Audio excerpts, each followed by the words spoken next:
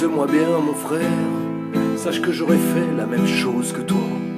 Si comme toi dans la fleur de l'âge, le verdict m'était tombé dessus. Je comprends bien qu'à 17 ans, on ne puisse concevoir d'être parent. Grâce à Dieu, ce drame, je ne l'ai pas vécu. Mais sache que j'aurais fait la même chose que toi.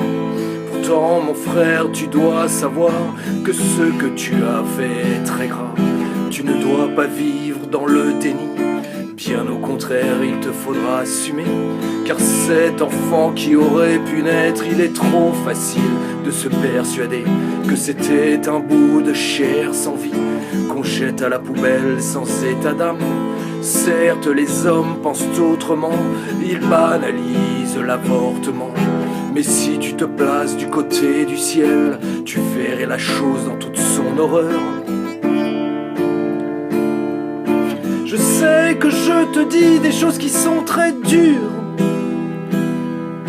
mais il ne faut surtout pas que tu m'en veuilles,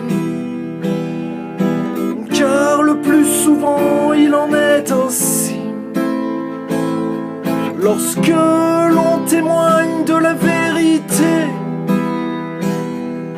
il n'était pas un bout de chair sans vie. Oui, ton enfant est toujours vivant. Il est là-haut, au paradis. Il t'a pardonné, t'aime et t'aimera toujours. Sache que ton enfant veille sur toi. Il le fera jusqu'à la fin de tes jours. Sache que ce jour où tu quitteras la terre, il sera là pour t'accueillir. Pense à la violence du choc comme tu seras face à cet enfant. Je t'en conjure, ouvre les yeux. Il est encore temps de soigner ta blessure. Pour cela, mon frère, il faut que tu acceptes que je suis en train de dire la vérité. N'aie pas de remords, tu étais si jeune, mais surtout demande pardon au Seigneur.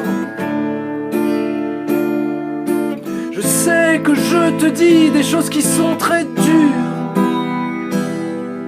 mais il ne faut surtout pas que tu m'en veuilles, car le plus souvent il en est ainsi.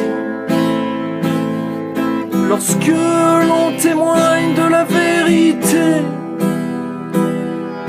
je sais que je te dis des choses qui sont très dures, mais il ne faut surtout pas que tu m'en veuilles, car le plus souvent il en est ainsi. Lorsque l'on témoigne de la vérité,